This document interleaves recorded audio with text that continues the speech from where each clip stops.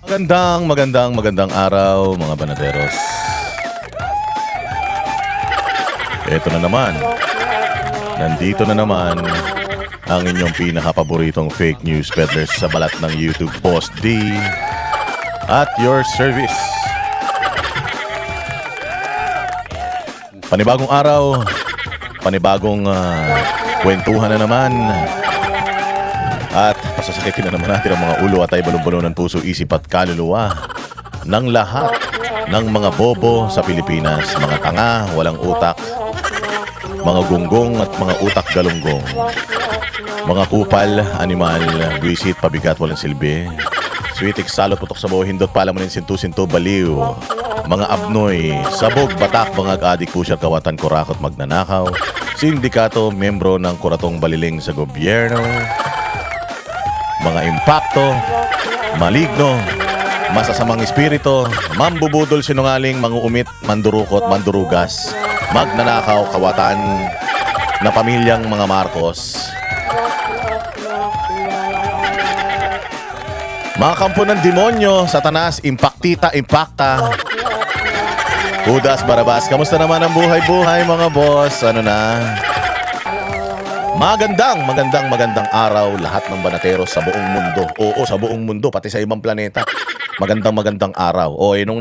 Ito na, marami tayong mga pag-uusapan ngayon. Pag-uusapan natin si Auntie Claire. Pag-uusapan din natin. Siyempre, hindi pa tayo nakaka-move on eh. Mahaba masyado yung kasinungalingan ni Bongbong Marcos diyan sa putang inang sa putaragis na sona niya na yan. Kaya marami pa rin tayong mga reaksyon patungkol diyan sa sona. Pero lahat ng mga reaksyon babalikan natin dahil masyadong maraming balita. Pati yung impeachment kahapon na walang kakwenta-kwenta, Diyos ko po. Walang kakwenta-kwenta yung impeachment na yan kahapon, mga bossing. Nasayang ang oras natin. Doon muna tayo sa impeachment, ha? Kasi kahapon, habang nagla-live tayo, nag-i-impeachment sila, wala man ako talagang interest. Kaya sinabayan ko yung impeachment, mabuti na lang, marami ring nanood sa ating kahapon ng live. Kasi mas importante na mapag-usapan natin yung mga pagnanakaw sa gobyerno, yung mga putang ina, mga hayop na mga congressman, senador na ito na mga ulol. Yan yung mga dapat na kinokontent natin. Puta, impeachment, wala mang silbi yan. Wala na, matamlay na yung impeachment, mga bossing. Dati ang nanonood, 50 mil, 70,000 ngayon. Wala na nanonood. Putang ina niya. Kasi patapos yung unang salang ng mga sinungaling na mga taga-NBI. Nung sumalang sila, nabisto itong si Maricel Grobin. Maricel Grobin ng USA. Oy, nakaraos din ito, ha. Si Marie Chris Grobin, ha, dyan sa US, ha. Island souvenir yarn. Nagpunta yung mister niya sa Island of the Philippines, nag-uwi ng souvenir, si Marie Chris Grobin, mabuhay ka diyan sa Amerika. God bless you, ha. Sana dumami pa lahi mo, mabuhay ka hanggang sa susunod na taon. So yun na nga mga bossing, yung impeachment na yan. Yung unang salbo ng impeachment, puta, napahiya sila. Ang dami nila sanang testigo ron, pero hindi na nila pinatawag yung ibang mga testigo nila kasi mapapahiya sila eh. Oo, mapapahiya sila mga bossing kasi putyang ina, mabibiso, wala talaga silang ebidensya. So ayun na, tinapos na nila yung article ng grave threat at saka yung grave abuse of public tawag dito, yung public trust abuse, ganyan. At saka yung sedition, nawala na yun, umi-ekis na yun. So ngayon, dito na sila sa bago, din na sila sa confidential funds. Ayan. Putang ina, ang saya-saya ng confidential funds na yan. Kahapon, meron silang sinalang na 2 testigo na mga bobo rin. Hindi ko alam bakit nila sinalang mga testigo. Bilib na bilib sila kay Joel Chua. Yabang ni Joel Chua. Ito nga, nag-speech pa nga dyan si Leila de Lima. Na nag-speech si Leila de Lima, kung makakalusot lang, alam naman nila na bawal yun. Bawal mag-statement. Okay man lang mag-opening statement ka. Pero kailangan yung opening statement mo, hindi ka dapat, yung parang nagko-conclude ka na. Yung sinasabi mo na kung sino yung nanalo. Yung sinasabi mo na kung sino yung may kasalanan, kung sino yung...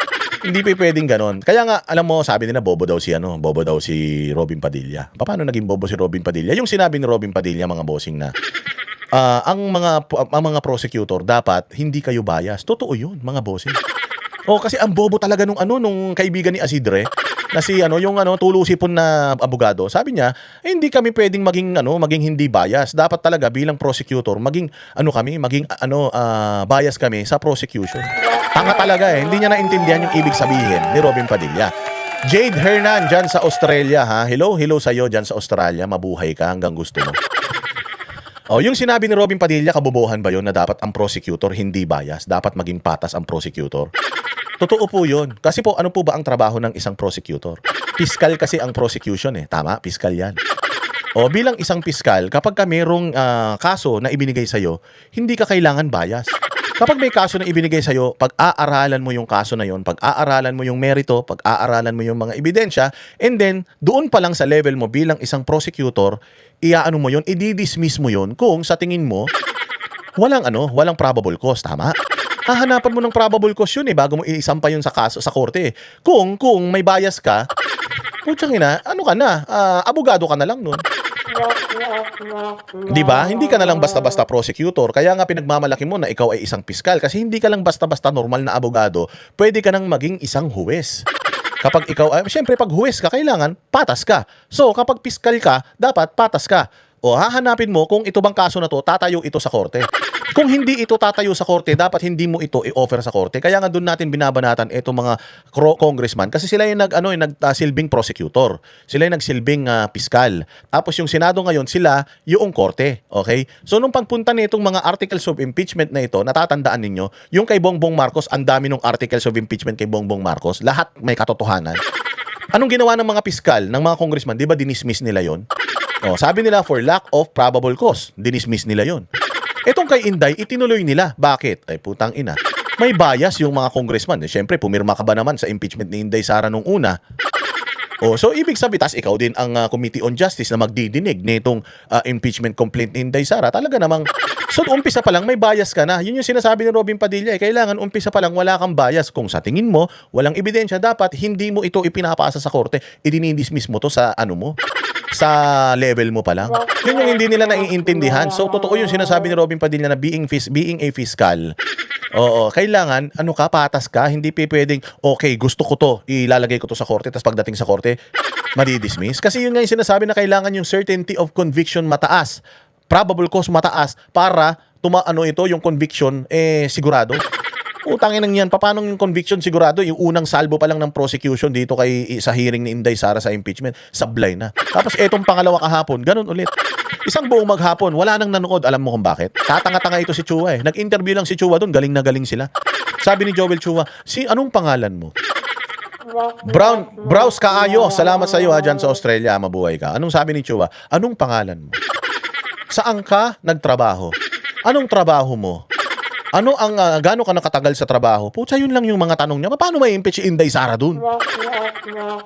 Alam ninyo, na boring si POA. Kasi nagsasayang ng oras itong prosecution. Dapat, umpisa pa lang, sumasabog na. Direkta na dapat doon sa issue. Ano ba yung issue? Yung illegal na paggamit ng confidential funds. Dapat doon na natin kagad inatake kung talagang marami silang ebidensya doon sa mga illegal na paggamit ng mga confidential funds na yan. Dapat inatake na nila doon. Nagpatawag sila ng 2 empleyado ng bangko. Tapos yung 2 empleyado ng bangko na yung maghapon, ini-interview nila. Tagasan ka, anong pangalan mo, anong branch mo, anong trabaho mo, ikaw ba ang nag-encash ng cheque na ito. So, sabi ko nga sa inyo, kaya nga importante yung initial na speech ni De Lima kasi doon lang sila pupuntos hinarang ni Chis Escudero. Sa totoo lang, muntik nang makalusot pero mabuti na lang maagap si Chis Escudero at pinigilan niya. Kasi magsasalita naman talaga yan. Iintindihin mo ng konti. Pero ikakat mo kapag nakita mo na mali. So, good job kay Chis Escudero. Nakapagsalita ng konti. Pero, napigilan niya. Pero ito ang nakakatawa sa prosecution. Ito talagang prosecution. Putang ina ng mga ito. Sanay talagang lumabag sa batas tong mga hayop na ito Sinabi na nga na bawal Bawal magtestimonya, bawal maglabas ng testimonya patungkol sa facts and merits ng kaso. Putang ina ninyo, salita pa rin kayo ng salita. Hindi pa kayo nagsawa sa kakapresko ninyo. Gagamitin nyo pa ang impeachment court para sa mga propaganda ninyo, mga hayop kayo. Buti na lang, ipinahiya ito si Leila de Lima ni Chis Escudero. Kahit pa paano, nagpa-function pa din talaga ng maayos itong presiding officer dyan sa Senado. So good job. But anyways, mga bossing, galit na galit sila. Kapag lumalabag ka sa batas, pero labag sila ng labag sa batas, mga gago talaga O hindi ba? So ayun, nag-interview sila ng 2 tao. Umiikot lang yung interview dun sa unusual at saka dun sa kahinahinala. Unusual ba na Unusual ba na mag-withdraw ka sa bangko? Unusual ba na magpalit ka ng cheque sa bangko? Gago kayo, bangko yan Putangin na ninyo, bangko yan. Mahirap kung bumili ka ng candy sa bangko. O kaya bumili ka ng bigas sa bangko. Ganyan. O kaya tumae ka doon sa sa teller. Napakahirap nun. Bumili ka ng ulam. O pumunta ka ng bangko tapos pabili nga ng pinakbet. Nag-order ka ng crispy pata sa bangko, yun, unusual yun. Pero kung ikaw may cheque ka na hawak, yung cheque nakapangalan sa'yo, i-encash mo sa bangko, normal yun, unusual yun, o normal lang yun? O unusual and suspicious. Suspicious ba? Ang suspicious, yung pumasok ka ng bangko, tapos putang ina naka-helmet ka o kaya naka-bonnet ka. Tapos may dala kang kutsilyo, kaya may dala kang baril. Yun ang suspicious. Putya, yun din ang unusual. Halimbawa, ikakasal kayo sa bangko, unusual yan. Pero, kung magwi-withdraw ka ng pera sa bangko, kukuha ka ng pera sa bangko, mag-i-encash ka ng pera sa bangko, magdideposito ka ng pera sa bangko, okay, 1 bilyon, okay yan. Pero kung ang i-deposito mo sa bangko, graba, hollow blocks, putang ina, hindi pwede yun. Diba? Hindi pwede yun. O, kaya ngayon, dun umikot, unusual, suspicious. Bangko yan eh. O, halimbawa mag-withdraw ka doon, anong i-withdraw mo? O, halimbawa nag-withdraw ka ng chichirya. O, hindi pwede yun. Wala man chichirya doon sa bangko.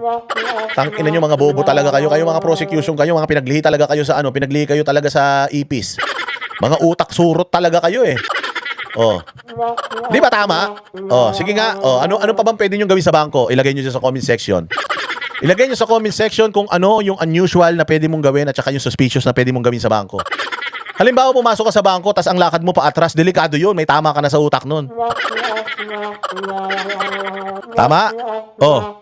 Anong gusto patunayan nitong prosecution? Sabi ko nga, putang inang prosecutor ng mga to, itong mga congressman na to, walang mga utak talaga eh. Di ba? Ang linaw ko, sabi nito, linaw ko daw magpali. Malinaw talaga, simple man lang eh. Simple man lang, bangko yan, pera nandiyan dyan. Anong kukunin mo dyan pera? Anong ilalagay mo dyan pera? Yun lang yun. Wala ka nang ibang gagawin doon. Kung may pumunta doon na taga DepEd, may pumunta doon na taga OVP, may dalang cheque, pinai-encash. Walang unusual doon. Ang unusual, sabi nito ni Alta, yung mag-check-in ka sa, pumunta ka doon sa bangko, dala mo yung siyota mo, tapos sasabihin mo, bigyan kayong kwarto. Ayun, unusual yun. Ang galing-galing nyo talaga. Ganyan dapat. O yung magtikol ka sa bangko, magpiningger ka sa bangko, bawal yun. Huhulihin ka. O, mali yan mga bossing. O, umpisa pa lang, tapos na kaso, dismiss na yan. O, di ba, kung ako ang prosecutor, anong gagawin ko? Kasi po, nag-withdraw siya ng malaking pera sa bangko eh. Ay, gago ka pala. Alam nga mag-withdraw. Sa tindahan nga, pwede ka na mag-withdraw galing sa GCash eh. Sa bangko pa kaya. Kung ako ang prosecutor, ganun na sasabihin ko, putang ina, dismiss yan. Nagwi-withdraw naman talaga sa bangko. Ang mahirap no, may dala kang papel, walang laman, tapos magwi-withdraw ka yun. Puta, delikado yun. Halimbawa, meron kang may dala kang bag. Tapos yung bag nilagay mo sa teller, punuin mo ng pera yan. Yun, delikado yun, unusual yun.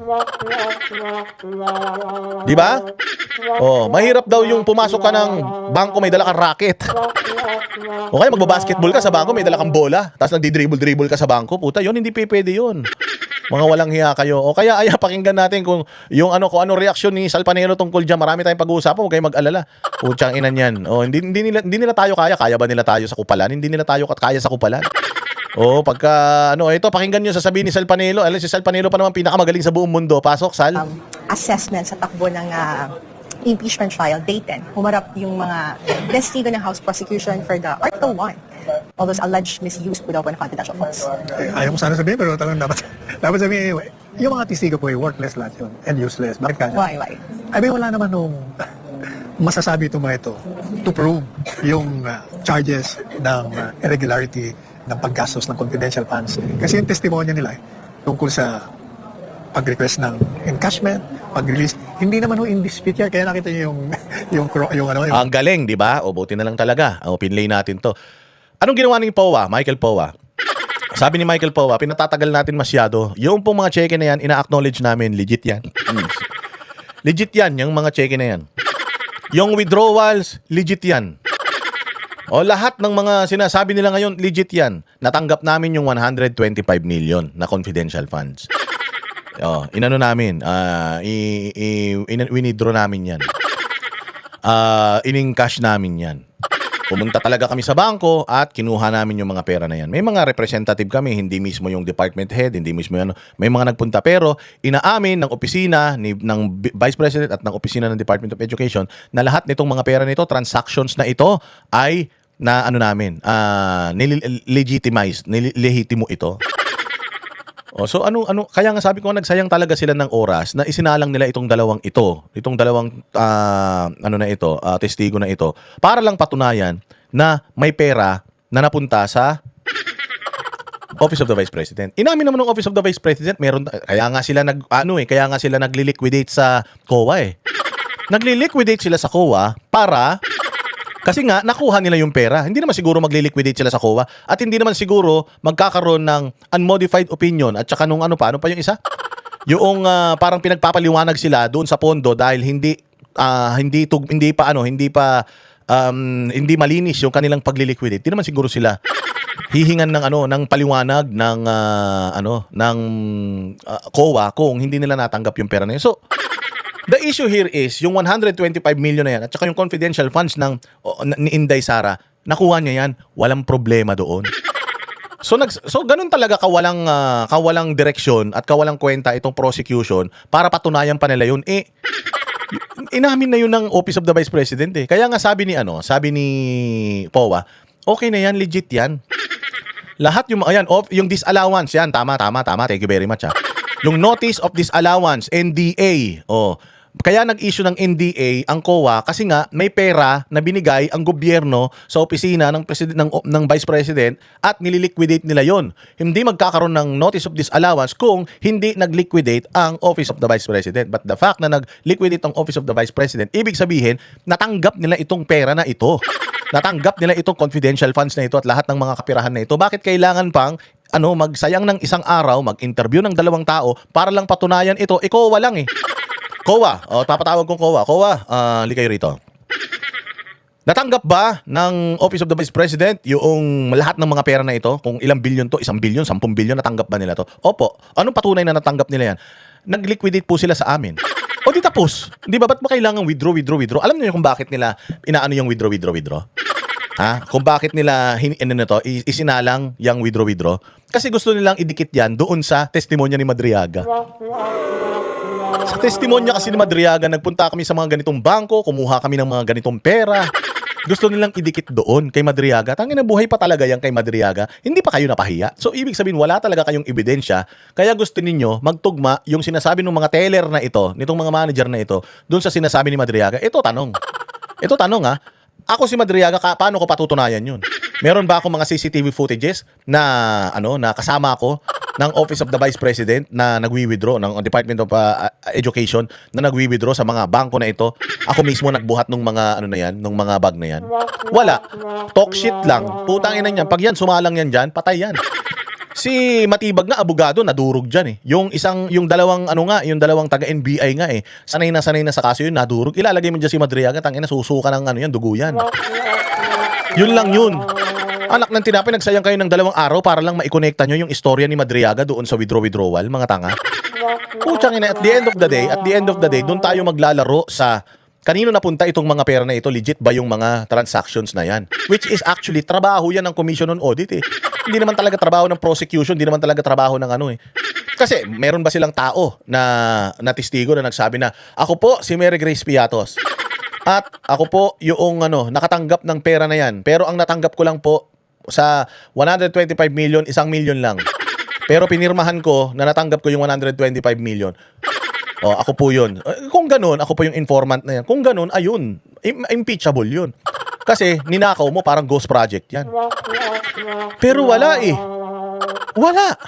Wala silang ganun. Meron silang isinalpak, putang ina, meron silang isinalpak, 2 teller na umikot lang dun sa unusual at saka dun sa ay nako.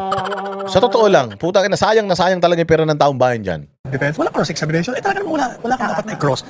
Sa bakit hindi naman kini-question mo, ang issue dito, irregularity. Pa sinabi nila, ang galing daw ni Chua kasi hindi na daw nakapag-cross yung defense. Tanga talaga mga putang ina, mga inutil talaga eh. Mga utak, buhangin talaga itong mga gunggong na ito eh. Anong i-cross mo? Wala nga siyang reservations, wala nga siyang kini-question doon sa mga bank transactions. Anong i-cross niya? Hindi ibig sabihin hindi ka nag-cross-examination. Hindi ibig sabihin nun, ano ka na, natalo ka na. Kaya hindi ka nag-cross-examine kasi pabor sa'yo. Pabor sa'yo yung ginawa noong nung kabilang kampo. Nakatulong yun sa'yo kaya nga hindi ka na nag-cross-examine eh. Magko-cross-examine ka lang kung tinamaan ka doon sa testimonya ng testigo. Mo tinamaan ako, aray, putang ina, kailangan ko makabawi.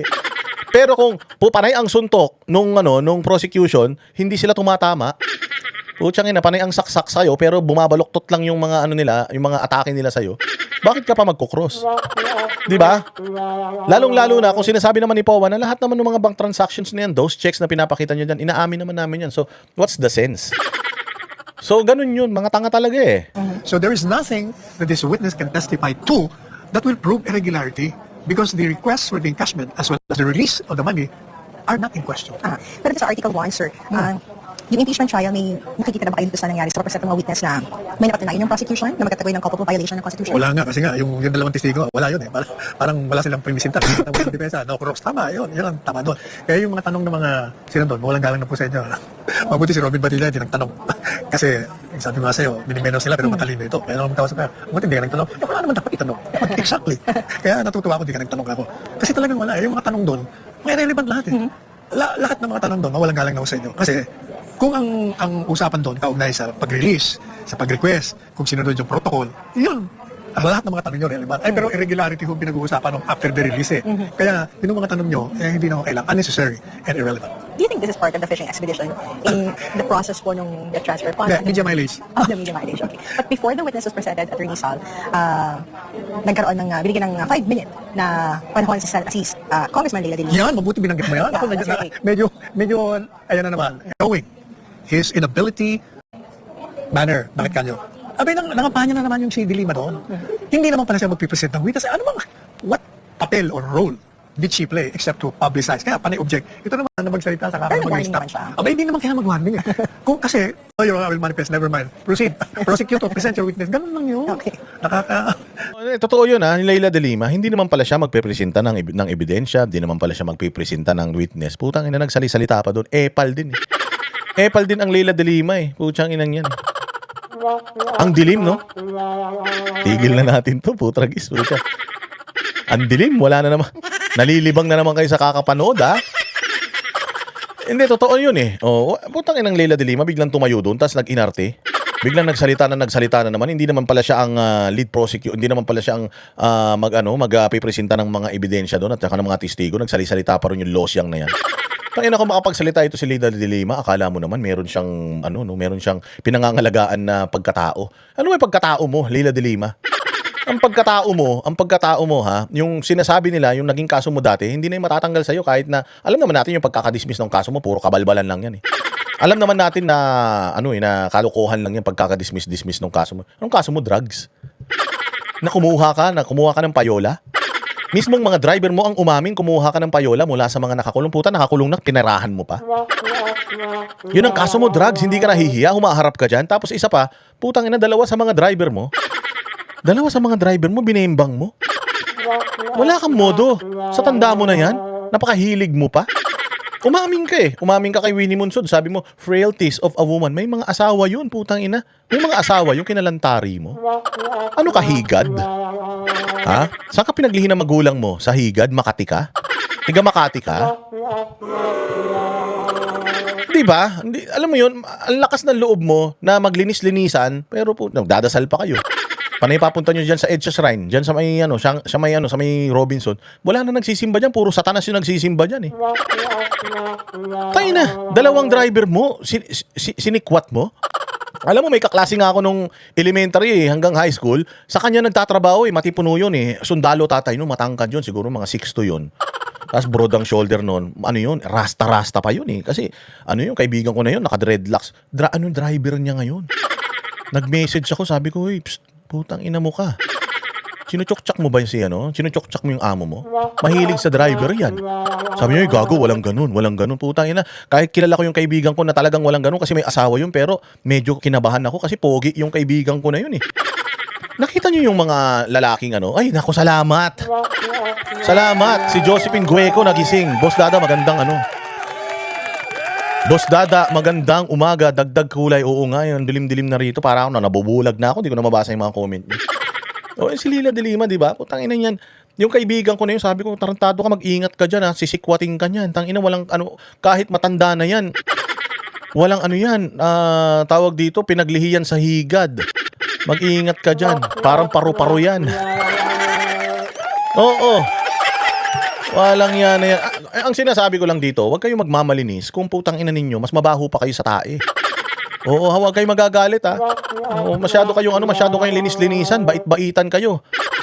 Oo, sa impyerno kayo lahat mapupunta, hindi kayo mapupunta sa langit. Anong kala nyo kahit magsimba kayo dyan sa EDSA Shrine buong linggo, mapupunta kayo sa langit? Ang dami nyong kasalanan sa mundo.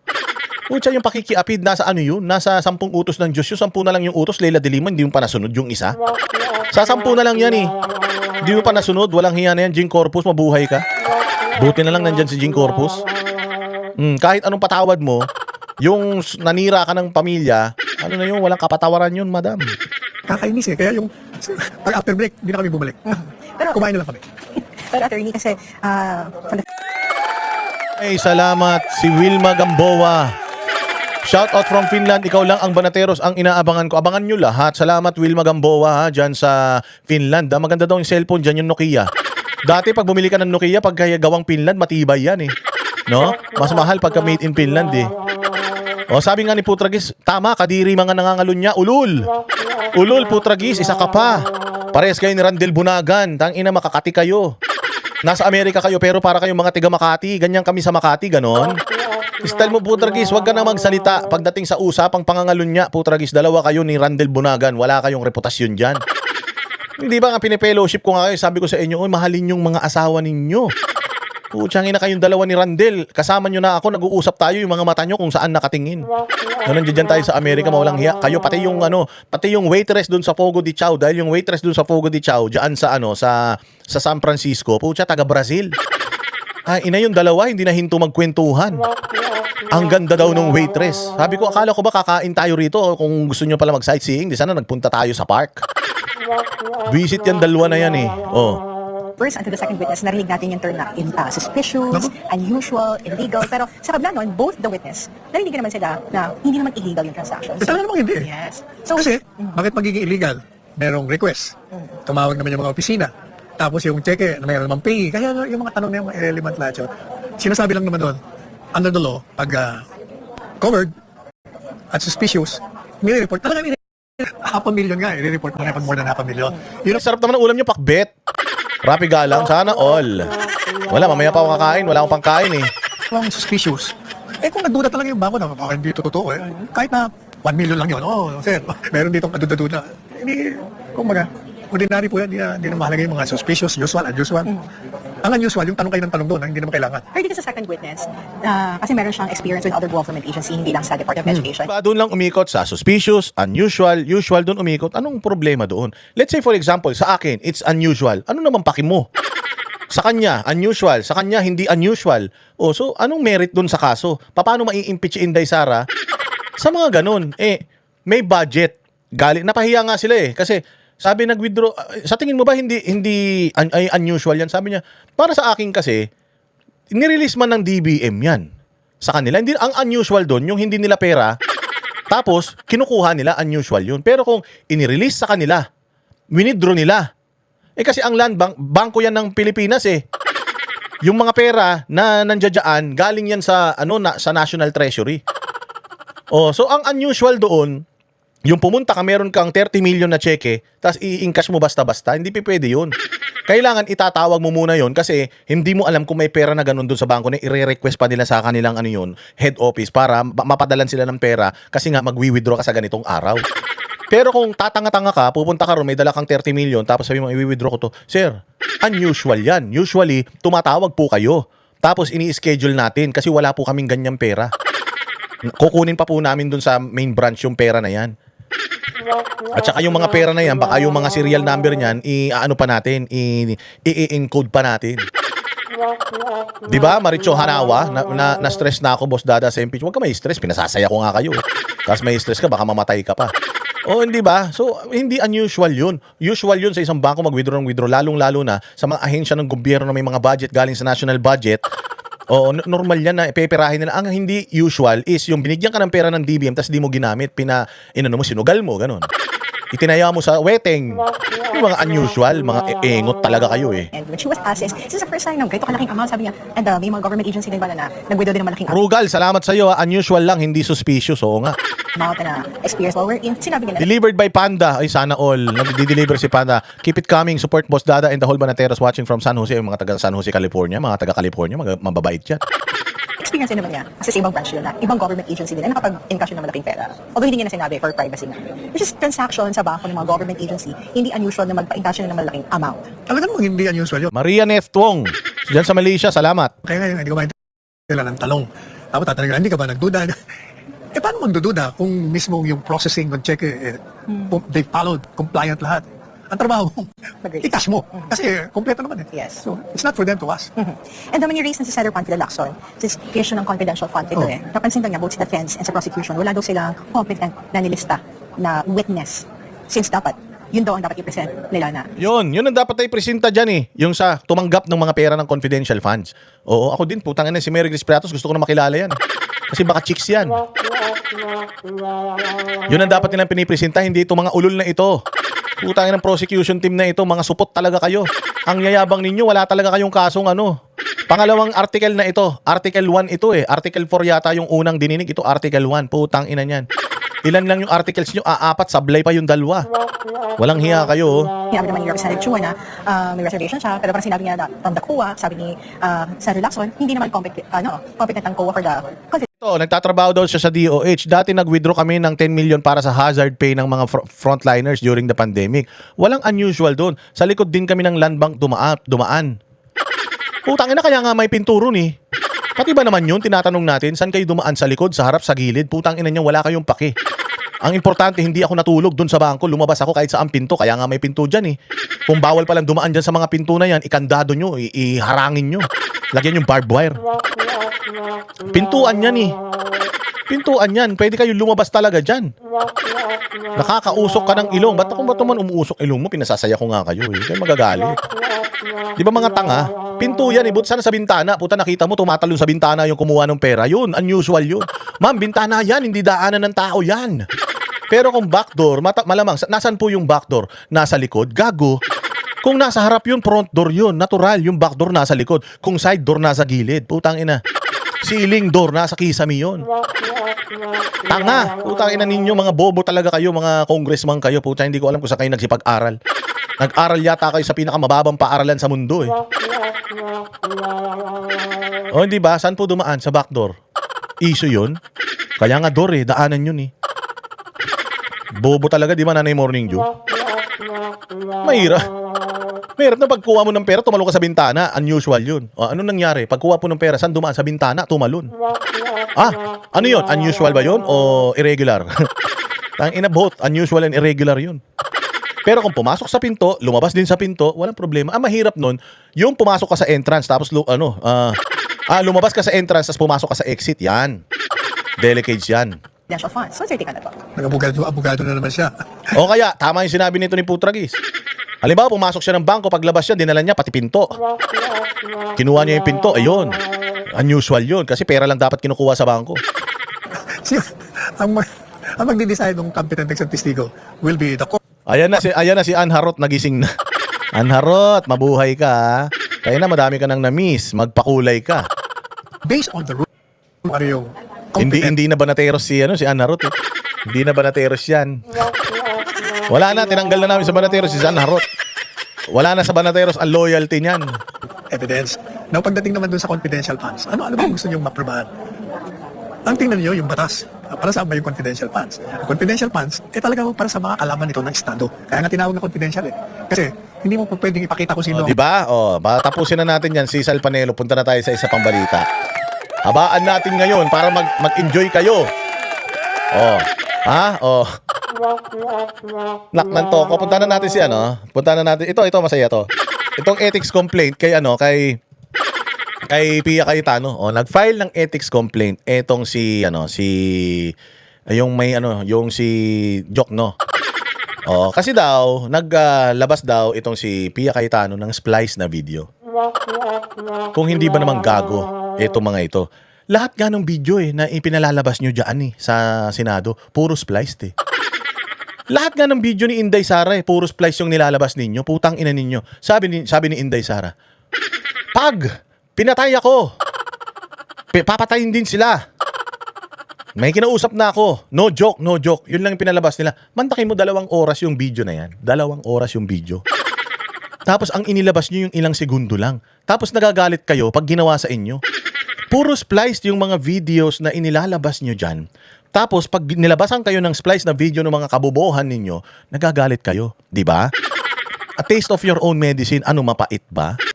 Ngayon, nagpa-file sila ng ethics complaint dito. Nagagalit kasi si Jokno. Ang gusto ni Jokno, yung ipin lang niya yung spliced.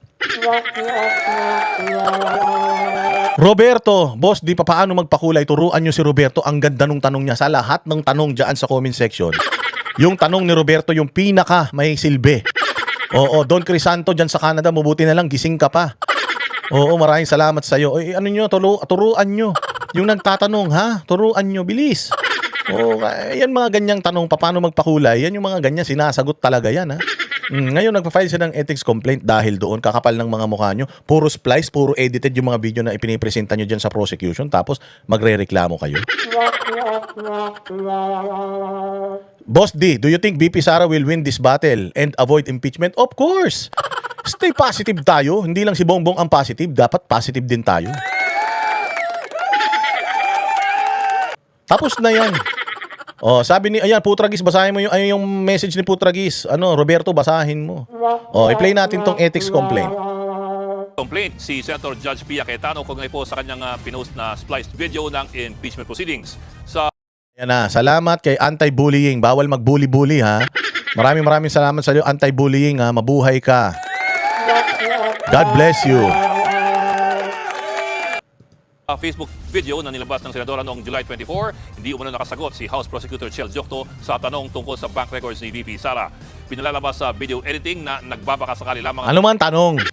Nagbabakasakali lang? It's a question. Di sagutin mo, hindi po. Hindi kami nagbabakasakali. Meron po kaming ebidensya. Oy, kasi ito ang problema. Kay Maria Teresa Official, salamat sa iyo dyan sa Hong Kong, mabuhay ka, ha? Etong mga bobo talaga tong yung prosecutor Tinatanong sila ng mga judge, bakit nyo ba bakit nyo ba kailangan isubpina yung mga bank records? Wala ba kayong ebidensya? O ba't kailangan nyo pa kasi kung sapat naman yung mga ebidensya ninyo, bakit? Ang sagot niya, hindi po kami nagbabakasakali. O yun ang sagot niya, hindi po kami nagbabakasakali. Pero marami pong mga katanungan ang prosecutor na hindi masyadong nalinawan doon sa Justice Committee na malilinawan kapag nasomon na natin itong mga bank records na ito. So, ibig sabihin, nag-fish talaga kayo. Ibig sabihin, fishing expedition talaga yan. Ibig sabihin, wala pala talaga kayong ebidensya kasi nga, sumusubpi na pa kayo ng mga dokumento para mapalakas yung kaso ninyo. Therefore, fishing expedition yan. Yun ang usapan Doon tayo umikot. Mag-ethics complaint ka sa isang senator judge. Patay kayo. So parang kini-question mo yung isang senator judge, yari kayo diyan. Putsang ina, sa lahat ng dapat na hindi mo inaawa yung senator judge. Bakit? Kasi nga boboto yan Yan yung dapat nga magiging mabait kayo diyan. Yes, judge. Yes, ma'am. Kasi boto niya yung nililigawan niyo, di ba? Pag election, ganun, yung mga botante nililigawan niyo. Tapos ididemanda mo si Cayetano. O hindi si Cayetano boboto na yan against sa inyo. Mga gago pala kayo So isa itong indikasyon, itong pagpa-file nila ng ethics complaint kay Cayetano. Kasi pwede naman nilang gawin to after ng impeachment 'Di ba? Pero ginawa nila ngayon during impeachment kasi nga umaasa sila na baka mabawas. Pati ito si Cayetano na baka sakali matanggal si Cayetano bilang isang senadora kasi pag ethics complaint pwede ka matanggal Baka pwede siyang matanggal, pero at the most siguro, baka masuspindi lang siya. Pero the fact na inaatake ng prosecution yung mga judges, ibig sabihin, alam nila wala silang pag-asa talagang manalo. O na hindi talaga sila makakakuha ng boto pabor dito sa impeachment na ito. Alam nila yun. Kaya ngayon pa lang, binabanatan na nila yung mga judges, senator judges. So, ang tanong, mai-impeach ba si Inday Sara? Hindi mai-impeach si Inday. Wala nang nanunood ng impeachment Wala nang kwenta. Kahapon nga sinabayan ko yung impeachment. Ang dami pa rin nanood dito sa atin. Ibig sabihin, kaya ako sinabayan yung impeachment. Gusto ko malaman kung may mga tao ba talaga na interesado sa impeachment. Ang dami nanood sa live natin kahapon. Ibig sabihin, ayaw na nila yung napapanood nila dyan sa puta ina impeachment. Walang kakwenta-kwenta na yan. So, pag mababa na ang viewership ng impeachment, ibig sabihin yung tao wala nang interest sa impeachment na yan. Wala nang point para i-impeach mo si Inday Sara. Oo. Di ba? Ang prosekusyon at wala naman talaga silang sapat na ebidensya. Ayon sa mga complainants na galing sa mga women's groups, lumabag si Cayetano sa impeachment rule na bawal magkomento ang Senator Judge kaugnay sa merito ng kaso. Dapat din daw walang pinapanigan ng mga hukom at iwasan ang mga aksyon na Di ba? Dapat walang pinapanigan ng mga hukom. Kayo ding mga prosecutor, dapat wala kayong pinapanigan. Dapat kung ini-impeach nyo si Inday Sara, equally ini-impeach nyo din si Bongbong. Bakit? Meron din tayong question ng confidential funds ni Bongbong. Magkano confidential funds ni Bongbong Marcos? 4 billion pesos. 4 billion pesos tapos walang nahuhuling drug lord si John Vic Remulla. 4 billion pesos tapos putang ina niyan. Hindi walang alam si Claire Castro sa nangyayari sa bayang Pilipinas. 4 billion pesos tapos hanggang ngayon hindi nyo pa nahuhuli si Bantag. 4 billion pesos tapos hanggang ngayon ang dami pa rin nating hinahanap ng mga terorista sa Pilipinas. Saan napupunta yung na yan? Saan napupunta yung pera na yan? Di ba? Tapos meron pang flood control projects. Meron pang ganun. Pag nanakaw sa pera ng taong bayan, bakit hindi ini-impeach si Bongbong? Kahit man lang sana naging patas yung pagdinig. Gusto nyo pala maging patas eh. MMAF dyan sa Hong Kong, salamat sa'yo. 4 billion tapos hindi na intercept yung surprise INC rally. True. Alam mo yung 4 billion? Putang ina, parang yung 4 billion na yun, ginamit yata yun sa pagharang sa Mindiola. Yung mga barbed wire doon, yun yata yung pinambili ron eh. Yung mga hinaharang-harang ng mga container band yun yata yun, yung 4 billion na yun eh. Kapalabas na mayroon umunong bias, naghayag din ng pagkabahala ang mga prosecutor sa splice na video. Marino makasira ito sa tiwala ng publiko sa mga institusyon, partikular sa Senate bilang isang impeachment court. Wala pang tugon si Senator Pia Cayetano kaugnay sa ethics complaint. Mas nakakabahala dito ay Lagi na lang kayo nababahala. Puro kayo nakakabahala. Puro kayo nababahala. Utangin na ninyo. Manood kayo sine para hindi kayo mabahala. Lagi kayo nababahala. Kainan ninyo. Ang daming problema ng Pilipinas. Ninanakawan ng bayang Pilipinas ng gobyerno na ito. Nababahala kayo doon sa sinasabi ni Pia Cayetano, mga gago. baka magbigay ito ng impression sa ating mga kababayan na mayroong members ng impeachment court na nagkaroon na ng prejudgment. Oo, tanga. Naniniwala kami na sa tingin mo ba si Inday si Risa Ontiveros? Robert ko. Salamat. Sa tingin mo ba si Risa Ontiveros boboto yan para i-acquit si Inday Sara? Tarantado. Sino dito ang naniniwala na si Risa Ontiveros i-acquit si Inday Sara? Sino dito ang naniniwala na si Bam Aquino i-acquit si Inday Sara? Sino dito ang naniniwala na si Kiko Pangilinan i-acquit si Inday Sara? Pag naniwala ka na itong tatlo na ito i-acquit si Inday Sara, puta, magpatingin ka na. Meron kang tama sa utak. May mga bias yung mga yan. Bobo ka pala eh. Tanga-tanga tong prosecutor na ito. Bakit? Tangina ninyo. Political itong korte ng impeachment. This is a political court. Hindi ito korte para mapanagot ang isang tao at korte ng accountability. Hindi po yun totoo. Kung talagang korte ng accountability at gusto nyo talagang managot, makukulong dapat yung mapapanagot. Saan ka naman makakita ng korte na kapag ka napatunayan na may kasalanan ka, tatanggalin ka lang sa pwesto? Pwesto? Ano ba yung pwesto na tatanggalin nyo? Politiko. Politika. Ibig sabihin, political ito. Kampihan yan.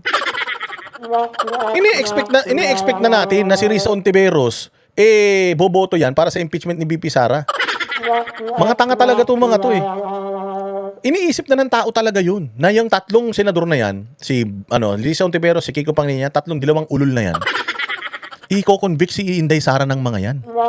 Kalaban ni Inday Sara mortal yan eh. Utangin na ninyo, may mga paganyan-ganyan pa kayong sinasabi, mga ulol kayo. Mga gago. Paano itong prosecution na ito, mga utak, talaga eh, utak bahaw din talaga eh. Hindi ba? Unusual at suspicious. Wag na kaya yun. Dito na tayo sa impeachment impeachment sa SONA ni Bongbong Marcos. Masaya kasi ito pag-usapan. Pakinggan muna natin yung masasabi ni Senator Marcoleta tungkol diyan sa niya. Kasi yung impeachment wala na yan eh. Wala na kwenta yan, yung impeachment na yan. Nireaksyonan lang natin para maipamukha natin sa kanila na talagang putya, hindi nyo maluloko mga DDS. Matatalino mga DDS. Eto si Marcoleta. Ito ang problema natin mga bossing. Si Senator Marcoleta na unang-unang lumaban sa mga nagtaas ng presyo ng gasolina, nakakulong.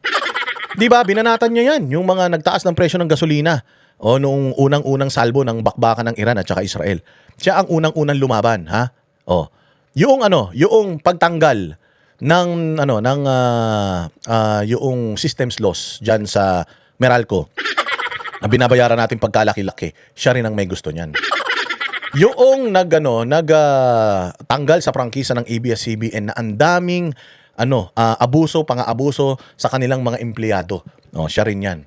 Yung flood control scandal, unang-una siya ang nag-hearing niyan para mapanagot ang mga nagnakaw sa taong bayan. Mantakin mo, siya ang nakakulong ngayon, mga bossing. Siya ang nakakulong. Yung lumalaban sa mga kalaban ng mga normal na Pilipino, tang ina niyan, yun ang ikinulong. Tapos si Bongbong, si Romualdez, si Zaldico, at saka si Sandro, pucha, malaya. Ang kakapal ng mga mukha, hindi ba? Alam mo, ito si Marcoleta talaga ang mukha ng pang-aabuso. Walang pera ng gobyerno ang sinayang. O, sabihin na natin, mali yung kanyang pagtanggap ng donasyon mula sa mga funders niya. Oo, hindi man galing sa illegal yung mga pera na tinanggap niya. Galing man yun sa mga pribado na tao. At the most, ang pwede mong ikaso sa kanya, graft, which is bailable. Mantakin mo, plunder. Plunder? Ang plunder, ibig sabihin, meron kang pera ng gobyerno na dinispalko mo. Wala mang ganun. Graft siguro. Pwede mong sabihin, graft case yan, o pang maling gawain yan, pero definitely, hindi plunder. May plunder case siya, tumanggap siya ng pera mula sa mga pribadong funders, tapos si Bongbong, si Romualdez, na di umano, kumukuha ng pera mula sa buwis ng taong bayan, mali-maleta, pucha, hindi nakakulong. Watching from Hong Kong, enjoy sa vlog, Jing Powers, mabuhay ka. Di ba? Walang hiya na yan. Baka na naman magalit na naman kayo, ha? Pakinggan natin yung sasabihin ni Rodante Marcoleta. Sir, reaction lang po, yung flood control po, isa sa naging topic po sa SONA. In fact, from first 2 minutes it was mentioned and may allude na malapit na po masampahan niya po ang dating speaker. Dapat ba ganun lang ang narinig natin? Dapat ba yung malapit ng sampahan? Diba? Yun yung tinatanong ko sa inyo eh. Malapit ng sampahan ng kaso. Putang ina niyan, matatapos na termino mo. 1 taon na nung nagsinungaling ka tungkol dun sa mahiya naman kayo, tapos malapit na masampahan, samantalang si Marcoleta, agad-agad na kulong. Si Jinggoy, agad-agad na kulong. Si Bong Revilla, agad-agad na kulong. Tapos si Martin Romualdez hanggang ngayon malapit pa rin. Malapit saan? Malapit sa katotohanan, malapit sa kasinungalingan. Ginagago tayo nitong administrasyon na ito eh. Kayo naman pumapayag kayo. Kaya sabi ko, ang naniniwala sa administrasyon na ito, putsang ina, mas matindi pa sa may tama sa utak. Yung mga nagtatanggol sa administrasyon na ito, lalong-lalo na kung nagtanggol ka sa administrasyon tapos wala ka natatanggap na bayad, putsang ina. Ibig sabihin wala ka na talagang kwentang tao. Hana W2M1K, salamat sa iyo dyan sa Japan. Hindi man lang binanggit ang pangalan kung sino yung former speaker. Marami former speaker. Tama.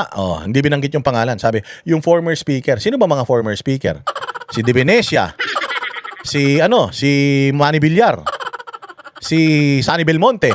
Ang daming former speaker eh. Pero kung sinabi niya na former speaker Martin Romualdez, medyo specific. Pero former speaker, kasi pag tinanong mo siya, sir, sabi mo may former speaker na makukulong. Nalulungkot ka pa nga. Sinabi ko former speaker, di ko naman sinabi si Martin Romualdez. Sinabi ko si former speaker Mitra. Putang ina, sinungaling talaga eh. Gago eh, di ba? So, yung ba yung inaasahan din yung sasabihin lang? Kasi talagang dapat nating hanapin talaga ang puno. Delikado si Manny Villar. Delikado si Manny Villar kasi sabi ko nga sa inyo, abnormal abnormal yung nagsalita nung nakaraan eh. Alam nyo, maiintindihan ko kung yung nagsalita, yung nagsalita, baliw. Pero mahirap kung baliw ka na, adik ka pa, mahirap kalaban yun. Delikado lahat ng mga former speaker. Baka yung mga nakalibing na former speaker, ipahukay pa yan, tapos ipakulong pa. Oo, si Alvarez, Bebot Alvarez, si Cayetano, si Alan Lord Velasco, ang dami naging speaker, delikado. Baka yun ang sinasabi nila kasi si Lacson, tinatrabaho talaga si Cayetano, dating speaker yan. Mamaya makulong si Cayetano, sasabihin na naman ng Malacanang, hindi ba, sabi, former speaker, ayan na, nakakulong na yung former speaker. Patay tayo dyan. Halimbawa, ito yung napakalaking mensahe para sa ating bansa. Dapat lang ba ganun lang sila? Ito ang pinakamalaking pagnanakawan sa ating kababayan.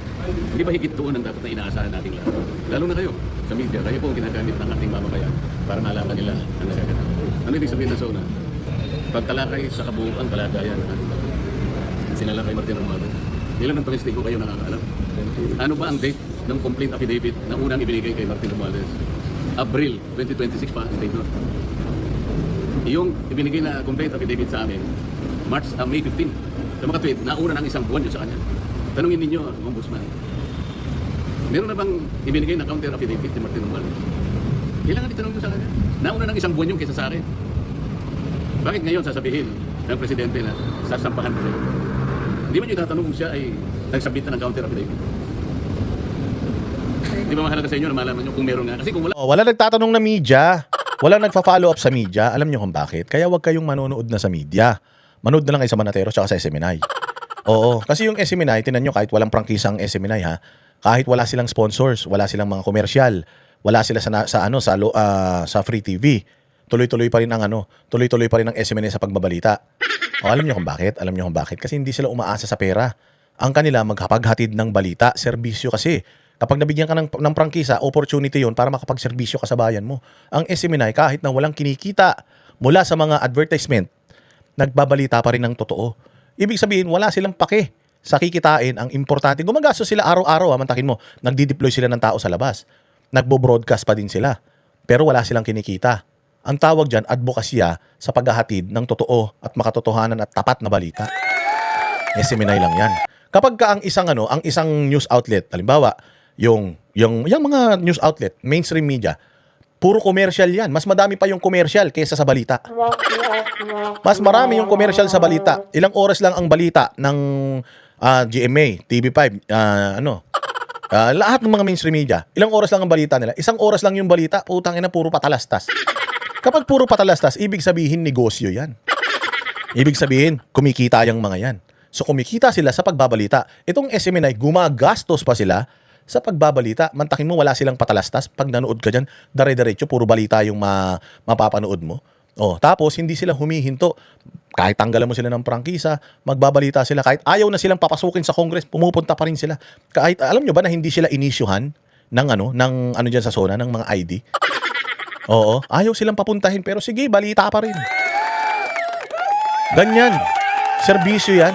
Serbisyo sa bayang Pilipinas yan. Kaya magpasalamat tayo sa SMNI dahil hindi sila humihinto sa paghatid ng tamang balita. Kaya doon lang kayo manunood. Pag nanood kayo sa iba, puro patalastas.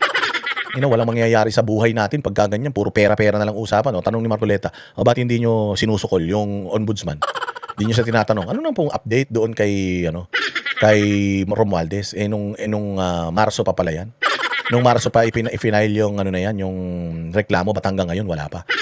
Paano? Putsang ina, pare-pareha sila. Mga riding in tandem sila sa pagnanakaw. tapos yung counter affidavit hanggang ngayon, Abril pa yun eh. Sa mga tweet, paso na yun. Kung nakapag-submit siya, halimbawa, bakit wala pang resolusyon? Ito yung mahalagang tanong na dapat hanapan ninyo ng sagot. Nauna siya ng isang buwan. J. Chris Rosas, blessed morning. Ay, salamat naman. Ang dilim-dilim kasi dito, parang makulimlim masyado. Wala akong makita, baka sakali. Nagsubmit siya ng counter affidavit. Kung hindi naman nagsubmit, default na siya. Dapat meron ng resolution, dapat meron ng information. Kung wala, bakit?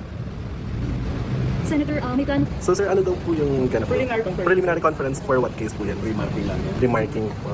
Parte ng processes ng court yan. Para sa inyo, matipid sa oras, para alaman natin ano ba yung mga ipipresent na evidence ng magkatulapan. Sir, bakit po required po yung attendance po ng accused for this pre-marking? Kasi usually po, yung pre-record, ano po bang kaibahan po? Actually, hindi naman kami record kasi nung huling hearing, sinabi na narinig namin, pre-marking lang naman ito. The accused are not even required to be present, except kung gusto nila voluntarily. Kaya nga ako, alam ko pre-marking ngayon, hindi naman kami kailangan pumunta. Itong tatlo na doon na sa parang sila na-require, pagkatapos binalikan ako sa nakita nyo naman, nandiyan lang kami, hindi man kami tatanungin. Kung sana nakatipid tayo ng gasolina. Diba? Sir, so far po, kamusta po kayo ngayon po na gumulong na po yung process po dito sa Sandigan regarding na dito po sa ina-allege siya nito? Ako sasagot. Doon sa kwarto niya, napakainit. And, dito? Hindi, sitwasyon naman yung sa kwarto niya. Mainit yung kwarto niya. Dito ako bilib sa dalawang tao na ito. Kay dating Congressman Mike Defensor, at saka dito kay Marcoleta. Alam ninyo, si Mike Defensor, mayaman yan. Maraming mga negosyo yan. Yung kanyang asawa, mayaman din. Napaka napaka-alwan ng buhay nito. Dati na, matagal na to, matagal ng congressman nito, tapos naging mga cabinet secretary ng mga nakaraang mga administrasyon. And aside from that, maayos man talaga ang buhay nito. Pero nakikita mo, bakit sinasakripisyo pa din ni Mike Defensor yung kanyang kalayaan? What's in it for him? Tatakbo ba siyang senador? Hindi eh. Talagang ang kanya, hindi. Pucha, mali yung pagnanakaw eh. Kaya kailangan ipaglaban natin ito. Gumagastos siya ha. Sila ang nagbumubuhay ngayon doon sa 18 Marines. Hindi man masama yun. Siyempre, walang mga trabaho yun. Isinasakripisyo ng 18 Marines yung kanilang buhay. So, ang ginagawa nila Mike Defensor, o silang mga magkakaibigan, pinupondohan nila itong mga ito para hindi sila mabili nung mga kalaban. Kasi itong 18 Marines na ito, gustong bilhin ito noong mga magnanakaw sa Kongreso, sa Senado, at sa Palasyo. Gusto silang bilhin. Ngayon, kung itong mga ito, gugutumin mo, mabibili yan sila sigurado. Sigurado. Auman lang yan eh. Kaya nga ang ginagawa ng mga ito, kahit papaano, yung prinsipyo natin, wag natin ipagbili ha. Nag-aambag-ambag kahit nga yung mga Pilipino, nag-aambag-ambag eh. Meron nga akong kaibigan sa Amerika, nagtatanong sa akin eh, kung paano makakatulong dyan sa 18 Marines na yan. And nung nakaraan, si General Macanas si Macanas nakapag-reach siya ng 145,000 galing sa kanyang mga followers, tapos ibinigay niya dito sa 18 Marines at nagpapasalamat yung 18 Marines kasi kahit papaano daw meron silang panggastos. Alam mo yun, itong si Mike Defensor, ano makukuha niya dyan? Hindi naman siya tatakbong presidente, hindi naman siya tumatakbong senador. Pero ano makukuha niya dyan? Pagmamahal lang sa bayan, mali yung pagnanakaw, kaya ini-expose nila yung pagnanakaw. Ngayon, nakakulong sila. They paid the price for standing for what is right. Kaming mga banateros, sabi ko nga sa inyo, nuknukan ang dami ng mga kaso namin eh. Pero natatakot ba kami? Hindi. Kasi yung pangarap namin para sa bayang Pilipinas, hindi na pansarili, para na yan sa mga susunod na generations. Kaya etong dalawang ito, si Marcoleta at saka itong si Defensor, mga bayani yan ng bayang Pilipinas. Bayani kasi nagsakripisyo sila para sa kapakanan nating lahat, para hindi tayo abusuhin ng gobyerno. Kaya ako talaga, ang suporta ko sa dalawa na ito ay nag-uumapaw. Talagang hanggat nakikita ko sila, nagsakripisyo na sila ng kanilang kalayaan, hindi sila natakot, tayo pa kaya, hindi ba? Magsakripisyo din tayo para sa bayan katulad ng ginagawa ng dalawang ito. And kung nga nagulat, si Manny Punuan, nandun pa rin sa ospital, 2 buwan, sa isang linggo lang. And siyempre, senador naman si Senador Marcoleta, parang masyadong deprived ang taong bayan doon sa boses niya, doon sa impeachment process. Hindi ako nalulungkot na kalagayan namin ay dito. Makikita niyo sa utsot namin, nakalagay PDL, kung ano yung ito dito. People deprived of liberty. Persons deprived of liberty. Deprived of liberty. Siyempre malungkot, di ba? Hindi naman normal yung nangyari sa akin. Ako bilang isang senador na maraming katampanan at tungkulin. Ang dami kong gustong ibulgar. Alam niyo naman na ayaw kong iwanan yung flood control scandal. At meron pang impeachment trial na nagaganap. So hindi nyo maiaalis sa akin na maisip ko talaga na itong nangyari sa akin, lalo na mas politically motivated. Ang katuwiran ay dalawang bagay para hindi ko na gampanan at tungkulin ko para malaman ng taong bayan kung sino ba talaga. Mag-find motion para makatapos sa impeachment process. Meron akong final na manifestation sa Senado. Doon ay inilahat ko ang katuwiran ng legal kung bakit kailangan gumanap ang Senado ng kaukulang pamamaraan para si Senator Jinggoy at ako ay makapag-participate sa nagaganap na impeachment trial. So, Senator, how Ang aking pagkakakulong dito ay hindi nangangahulugan na hindi na ako senador. Ang pagkakakulong ko dito hindi nangangahulugan na nabawasan na yung number ng 24 na senador natin. Nananatili yun. Kahit kailan, hindi yun ma-alter. Pwede lang palitan yung 24 kapag may namatay. Kapag may nag-resign. Kung napatunayan na hindi niya nakayang tupdi ng kanyang tungkulin. Maliban sa tatlo na yun, wala na. May pinadalang breaking news sa akin si Ann Harot. Just in. Ayan, sabi niya, PBBM pinayagan ang BIR na ilabas ang tax records ni VP Sara Duterte at Atty. Manscarpio. Ang kapal ng mukha mo, BBM. Sobrang kapal ng pagmumukha mo. Bakit? Meron kang problema sa pagbabayad ng buwis. Natatandaan ninyo, merong estate tax ang mga Marcos na hindi pa minabayaran hanggang ngayon at bilyon-bilyon ang halaga niyan. Ano ang moral ascendancy mo para payagan ang BIR na ilabas ang tax records ni VP Sara? Okay lang yan. Wala naman tayong kinakatakot dyan sa mga tax records ng mga Duterte kasi alam naman natin, di ba magnanakaw yan. Pero kung ganito, naglabas, pumayag ang presidente, dapat i-compel din natin, i-request din natin sa presidente na sa ngalan ng Freedom of Information Bill at sa ngalan ng accountability at transparency, ilabas din niya. Ilabas din niya yung kanyang mga tax records, di ba? Okay lang yan. Halimbawa, payagan ko ilabas ang tax records, pero ilalabas ko rin ang tax records ko. Ang kapal ng mukha mo, Bongbong. Kawatan kayo. Meron kayong utang sa BIR na bilyon-bilyon tapos pumayag ka na ganito. In-expect man natin 'yan. Napapayag si Bongbong. Takot ba ang mga defense dito? Hindi. In-expect na nila 'yan. Si Bongbong kasi iba yung sinasabi niya sa ginagawa niya. Oh. Oh, hindi ba? Ayaw nga daw sa hair follicle test eh. Oh, so yun. Okay man lang to, ilabas to para mapahiya sila lalo. Ito nga maganda eh. Magandang precedence ito. Para sa susunod, pag si Inday Sara ng presidente, pwede nang pirmahan ni Inday Sara yung mga tax records ng mga putang ina nito. BIR, ilabas nyo yung tax records, pipirmahan ko yan lahat. Maganda yung ganun. Tama yan, okay lang yan. Hindi man tayo natatakot dyan eh. Kasi ang takot lang, yung mga yung mga may tinatago. Si Inday Sara, di man takot. Sige, ilabas nyo yung tax records, wala problema. Nagbabayad kami ng buwis. Yung mga Marcos, ang tanong, nagbabayad ba ng buwis ang mga yan? Pagdating ni Inday Sara sa 2028, lahat ng mga congressman na sumali dito, si Bongbong Marcos, buksan lahat ng mga tax records ng mga yan para malaman natin kung ano ba ito, kung nagbabayad ba ng taong buwis ang mga ito. Yari kayo ngayon. Yari kayo ngayon. So binuksan ninyo, ito ang problema, sabi ko nga sa inyo, binuksan ninyo itong issue na ito. Hindi nyo pwedeng pigilan si Inday Sara kapag ginawa niya ito pagdating ng 2028 sa inyo, pag ginawa ni Inday Sara ito. Kaya nga sabi ko nga sa inyo, si Inday Sara ngayon tuwan-tuwa, ay salamat. Pinadali nila ang trabaho ko. Pagdating ng 2028 at presidente na ako, lahat ng ginawa nila sa akin ngayon gagawin ko rin sa kanila. Ano yung kakalkalin natin? Lahat ng mga yaman nila, yung yaman nila bago pa sila maging politiko, kakalkalin natin lahat yan. Hindi nila ako pwedeng pigilan. Ako nga, yung mga accounts namin ng mag-asawa na hindi pa kami impeachable officer, binuksan nga nila eh. So ngayon, yung tax records, ganun din. Bubuksan natin yung mga tax records nila. Illegal ba yun? Hindi.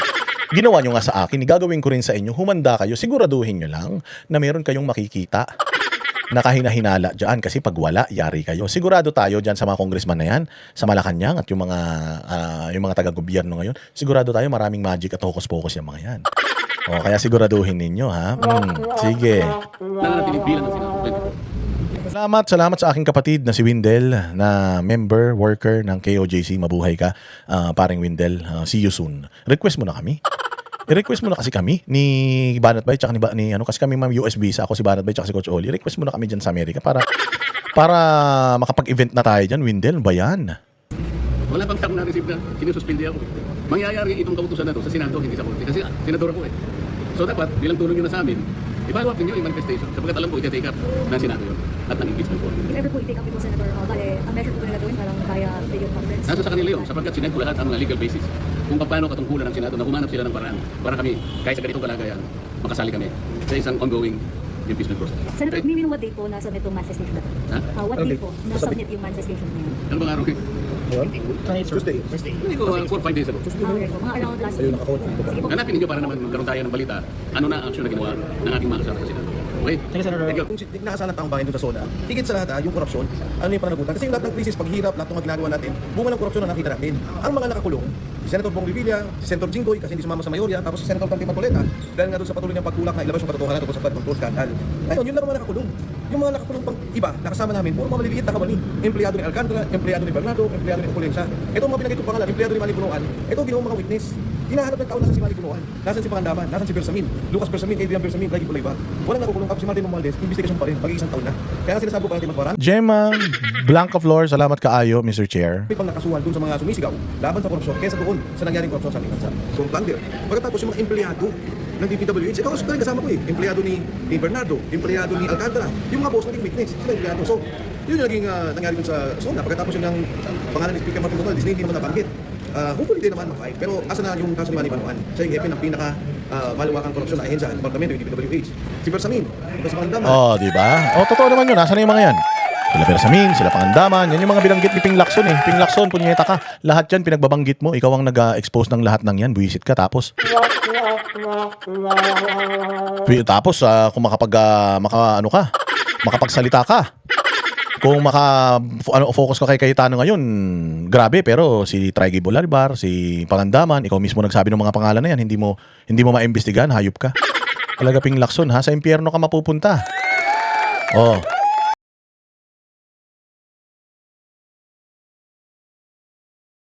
Kami ang boses ng masa, hindi natatakot.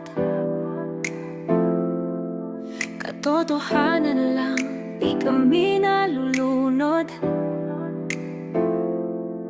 Walang bahid ng sismis, lahat ay totoo. Kahit sino ka pa, pag mali ka babanatan ka. Walang pinipili kulay, wala kaming kinikilingan. Basta para sa bayan, kami lalaban. Pagdama palakpakan, pag mali banatan. Di matitinag, di matatakot, para sa bayan tuloy ang sigaw. Sa harap ng kamera, walang halong takot. Mga baluktot, lahat kayo'y tutumba. Ang hustisya at totoo, yun lang ang mahalaga.